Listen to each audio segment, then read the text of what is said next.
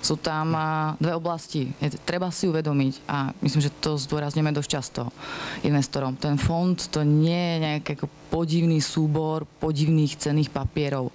Ten fond investuje prostredníctvom tých cenných papierov v podstate do reálne aktívnych firiem. A práve preto je tá nabídka fondov taká široká. Pokiaľ si poviete, že chcete investovať do sociálne odpovednej firmy, ktorá zachraňuje pralesy, alebo rieši asi nejaké... profitabilní firmy by sme mohli... Nie, sociálne odpovedné. Skutočne sú sociálne odpovedné fondy, ktorých business caseom je, my investujeme len do toho, čo si myslíme, že je sociálne odpovedné. Na druhú stranu máte tzv. Vice Fund, neboli fondy neřestí, ktoré investujú do presného opaku. To znamená, pokiaľ veríte tomu, že vydeláte na gamblingu, kácení pralesu, myslím, že pornografie tam ešte pořád není. A jak říká Jirka Paroubek, teď ruce nahoru, kdo z vás to má? Do tabáku, tak je to tady. Títo fondy sú v nabídke. Nie je žiadny problém si povedať, v podstate môžete si povedať, tá nabídka fondu je tak široká, je to proste celý svet. Najzaujímavejší fond, ktorý som videla, je fond na vycpaná zvířatá.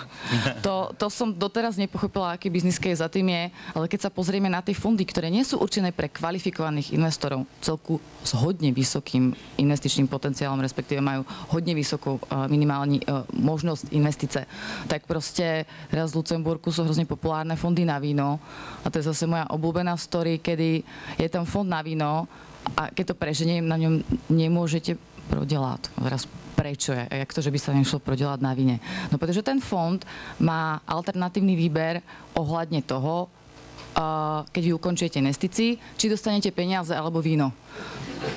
A o tom toto je, preto hovorím, sú áno, alternatívne investície, ale ten svet sa v podstate posúva k alternatívnym investíciám. V predchádzajúcom paneli tu zaznela otázka na kapitálovú únii a to je presne to, kam to smeruje. Európska únia pripravuje projekty, kedy budú verejne nabízané fondy, cezhranične zainvestované do infraštruktúry, ochranných známek, za určitých podmienok do nemovitostí a budú môcť byť nabízané retailu do SMIček a tak ďalej.